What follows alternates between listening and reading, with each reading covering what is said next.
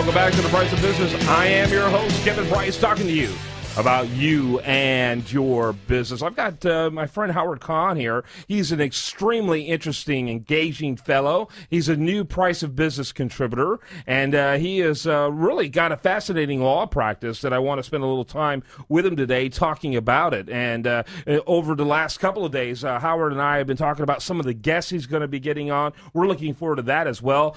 He's going to be helping us find some cool stories out there for people to learn more about how to improve their own business. But that's part of your practice, isn't it, Howard? Working with businesses to get the most out of them. And welcome.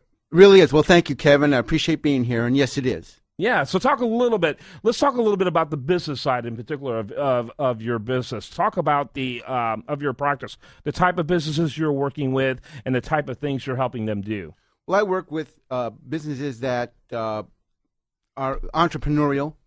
In fact, I was reading the paper this morning, and one of my clients is on the front page, which was really cool. That is cool. I mean, depending on why they're on the front page.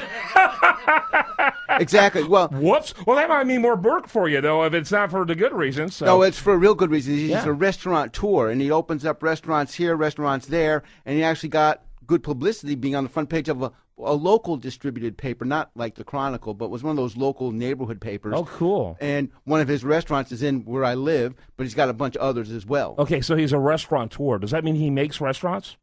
Yes. Yeah. I mean, I don't mean to sound stupid, but I can. So tell me exactly what he does. I mean, what's his name and what kind of restaurants? Well, I don't know if I should be disclosing his name because I actually work for him. Put it in the newspaper. Well, yeah, but my name wasn't in there, so I want to protect his privacy a little bit. Okay, so what type of restaurants? He's actually got 3 different types, but he's got a number of restaurants per type. Okay. The names, and people who live in the Heights and Shepherd Forest area would recognize them. I just don't want to say his name or the name of the restaurant without his prior permission. Without permission, sure. I just saw in the paper this morning. Yeah, absolutely. Okay, so tell me a little bit about the. So you got entrepreneurs, businesses of all sizes. You've described some rather mega corporations you've worked with, but also some almost mom and pops and everything in between. Yes, we look for. We do represent monolithic companies that have. That have locations all over the country. We've been working with them for a number of years, and that's one part of our business. And we have a set model of how we work with them, and we provide them a very, very specific service that most smaller businesses would not be able to use because they don't have that type of problem. Lucky them. They have a whole set of different problems, right? Right. Well, problems are good things because they're opportunities for growth.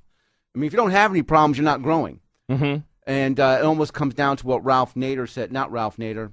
It was Man and Superman, the guy from the 1920s. He said, if you're reasonable, you're okay. But unreasonable is being the cause of progress. And that's interesting. It is. Yeah, it's the unreasonable person who pushes progress. The reasonable person just is complacent. Right. Yeah, that's true. All revolutions have been generated by unreasonable people. Extremely unreasonable people. That's why my wife keeps on thinking, you're going to get in trouble one of these days with your political opinions. It's like, yeah, well, now I know why. I'm just unreasonable. That's right. And then our other... I like the way you can say that to me with a smile on your face. That's cool. Well, my wife doesn't like it. Yeah, are you unreasonable too? Sometimes. But you see, you do that you're unreasonable on your client's defense. So that's always helpful, right? Exactly. Well, our term that we use in law is zealous representation. Now, zealous is meaning being extreme in your representation and championing your client's rights. Whatever they are, or championing your client's defense, whatever that is. Yeah. And I don't want to disclose any of my actual clients' particular things because that's violating another rule we have. It's called confidentiality. You got to keep stuff confidential. If somebody goes to the court and pulls out papers that are already filed and puts them on the newspaper, that's fine. They can do that because everything in court is open and anybody can access it, but I can't actually say specifics on air. Right, unless I have the client. Without explicit permission. Exactly. Yeah, not implicit, but explicit. So, and there's a difference there, too. Let me ask you, so you've been doing this for a long time. What has the nature of the problems, how have they changed for your clients over the last few years? Has there been a difference with all the political and economic upheaval even in our own country, and what kind of issues your clients are asking you about or talking about? Well, sure. The issue is cash flow. The last few years of the economic turmoil has caused their cash flow to diminish substantially. And I think that's across the board. And clients, business people have to react to make sure they can continue to pay their bills. Otherwise, without cash flow, you're out of business, you lose your property, you lose your land, you lose your cars, you can't pay employees. So cash flow is very important. Yeah, I remember not many years ago, it seemed like, where people could literally, forgive debt, and it would be, you know what, I got plenty of low-hanging fruit here. Cash flow is great. I don't need to worry about it. Nowadays, collections, for example, has become a huge issue. Yes, well, that's one of our niche markets is collections, and we actually, when we go ahead, we don't solicit clients, but we do market to them, and when we talk to somebody, they usually have a gatekeeper before we get to the main person or persons. Sometimes it's a committee.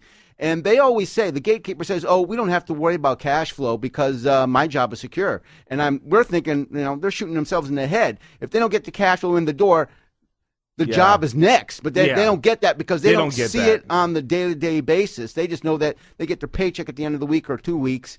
They think everything is fine. But the head honchos of the company know that ain't fine. That's if right. you don't get those collections in, then what's the purpose of being in business? Yeah, most people don't even think consequentially when it comes to economics. I don't think that people understand the consequences of economic decision making. If we did, we'd have a different economy today. We wouldn't have 20 million unemployed. Right. Yeah, so people simply don't get it. And so you're seeing a lot of, what about an increase in people who are looking to get corporations that they didn't have before? Are those up as well? Not in my practice. I haven't seen that. I do corporations for people. I form corporations. I form limited liability companies. I form limited liability partnerships. And I haven't seen a great increase in that. And I'm kind of wondering why. It's because I believe the media is programming people to say, well, I need to find a job, instead of making your own job, making your own career, making your own path forward. Give a hand up, not a hand out. And that's a used expression, but it's really true. You shouldn't go out there looking for a job. You should go out there making your job. Like, I own my own job. I own my own career. Yeah. Nobody's going to own my career but me. Well, I can get that. I mean, same thing for you, Kevin, right? You have your own show here. Nobody's giving it to you. You're taking it. That's exactly right. I'm taking it. That's exactly right. Ayn Rand said, the great philosopher Ayn Rand said, is that you don't, it's not who's going to let me, it's who's going to stop me. Exactly. That's what Ayn Rand said. I'm a big believer, a big fan of that. And I may disagree with her theology, but I loved her philosophy when it comes to economics. So I agree with you and her, both on the same thing. I've tried to read Atlas Shrugged a couple of times. I have never been able to complete it, but I saw the movie and I read snippets of summaries of what it is, and objectivism, I think, is the way to be. I mean, we see her philosophy coming true today in the media every day. I mean, it's incredible. It really is. All right, Howard Kahn, that's his name. He's with Lone Star Lawyer. That's LoneStarLawyer.net. Phone number over there, 713-572-5246, 713-572-5246. But if you're like me, you're going to just want to check it out over there at LoneStarLawyer.net. Great job. Looking forward to your first guest coming here soon in the next couple of weeks. Thanks for being with us. Outstanding, Kevin. I really appreciate it. You bet. All right, when we come back, much, much more for you. Make sure you stay tuned to it right here on The Price of Business.